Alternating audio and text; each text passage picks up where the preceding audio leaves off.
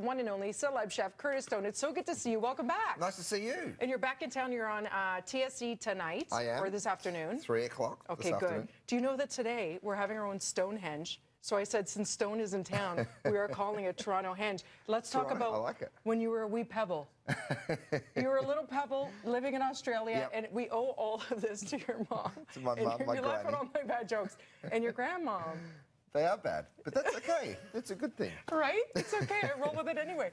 So talk to me about that experience growing up and having so much love and food in the kitchen with your maternal side. Sure.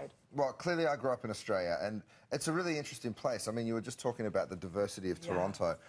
Australia's the same way. You know, like, yes, we're settled by the British only a couple of hundred years ago, so it's a very modern, new country for many, you know, in terms of the architecture and all the rest of it, and the attitude. But, you know, it's a real melting pot of different flavours and cultures, and we're still really geographically a part of Southeast Asia, and we have a lot of those incredible ingredients and food. You know, And influences, sure. In some ways we don't think of Australia for its food and wine, but we've got beautiful wine regions and really unbelievable cuisine. So I wanted to share some of it with you today. Let's do it. My girlfriend actually moved from Melbourne to Canada, and she said it's so similar, and now she's back there again. Right. I mean, the climate's obviously a lot better, but Let's eat. And the best part about it is right now, as we're getting colder over here in Canada, it's getting warmer over there. It's about to hit summer, so I've brought some tropical fruits with me, and I'm going to show you that. But this is a stir-fried chili crab dish, which is kind of a Singaporean-inspired dish, but you find it everywhere in Australia, and it's stir-fried with some soy and some chili and some Chinese rice wine, a little bit of served with some lime and rice. So have a taste of that. That looks delicious. And then I'm going to show you one of our famous desserts, which is a pavlova. So you start by making... Wait, Chef, this is cilantro? Cilantro, yeah. See, I love that, but a lot of people, like Kev would not, my co-host would not eat this. Well, he can just push it to the side. It's okay. Oh my gosh, it's bursting with flavors.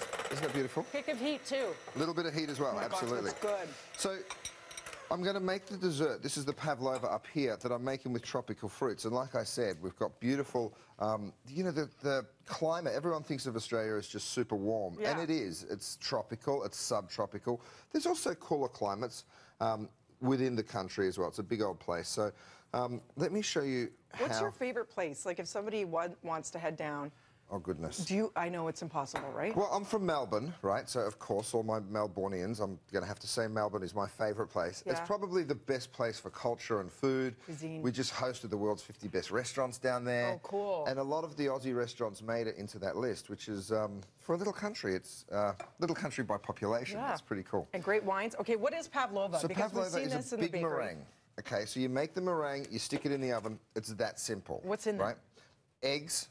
Egg whites, a little bit of sugar, and just a tiny bit of cornstarch. Just a smidge. It comes out like this. Once it's been slowly baked, right, it gets nice and crisp.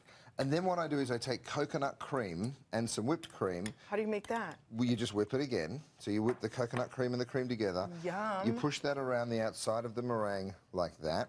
And then you start layering up some of that beautiful tropical fruit. So here's the summer influence of Australia. Right, so right now it's sort of the middle of spring. We're coming into a nice hot summer, and you know, I mean, you've all seen our incredible beaches and stuff.